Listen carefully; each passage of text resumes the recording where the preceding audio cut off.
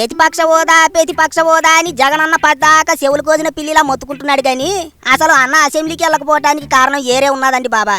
పోయిన 5 ఏళ్లు జగనన్న చేసిన అప్పుల లెక్కలు, పెట్టిన బకాయిల లెక్కలు అన్ని అసెంబ్లీలో ఇడమరిచి చెబుతున్నారు కూటమి లీడర్లు. సీఎం గోరే లెక్కలతో సహా అంతా పూసగుచ్చినట్టు వివరిస్తున్నారు. ఇట్లాంటి అన్ని జగనన్న అసెంబ్లీలో ఉండగానే చెబుతుంటే అన్న వాటికంతా సమాధానం చెప్పుకోవాలి. అట్లా చేయలేదని చెబితే ఆధారాలు చూపించాలి. చేసినట్టు ఒప్పుకుంటే ప్రజల్లో పరువు పోతుంది.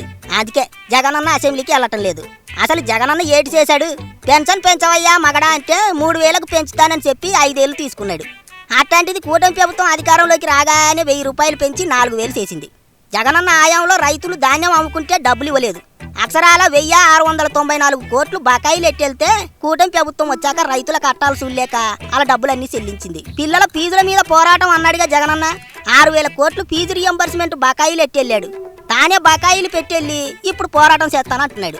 పిల్లలకు ఇబ్బంది ఉండొద్దని ఆ బకాయిలన్నీ కూటమి ప్రభుత్వం చెల్లిస్తోంది. అసెంబ్లీకి వెళితే ఇట్లాంటివన్నీ అడిగి చీల్చి చెండాడుతారనే జగనన్న తప్పించుకొని పారిపోయాడు.